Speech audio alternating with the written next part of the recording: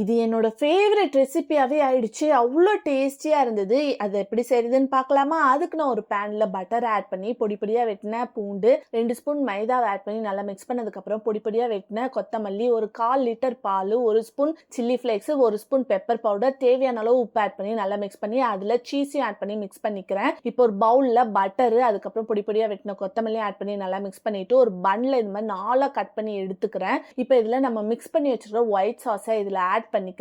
அதுக்கப்புறம் நம்ம மிக்ஸ் பண்ணி வச்சிருக்கிற பட்டரையும் மேல தடவிட்டு மேல அந்த கிராஸ்ல லைட்டா சீஸையும் ஆட் பண்ணிட்டு உங்ககிட்ட ஏர் ஃப்ரையர் இருந்தா ஏர் ஃப்ரையர்ல வச்சு எடுங்க. அப்படி இல்லைன்னா குக்கர்ல கீழே சால்ட் போட்டு அதுல வச்சு ஒரு 10 மினிட்ஸ் வச்சு எடுத்தீங்கன்னா இந்த மாதிரி டேஸ்டியான கிரீமி பன் ரெடி ஆயிடும். இது சாப்பிட்றதுக்கு அவ்வளோ சூப்பரா இருந்தது. அப்படியே உள்ள கிரீமியா எடுக்கும் போது நல்ல சீஸியா அவ்வளோ டேஸ்டியா இருந்தது.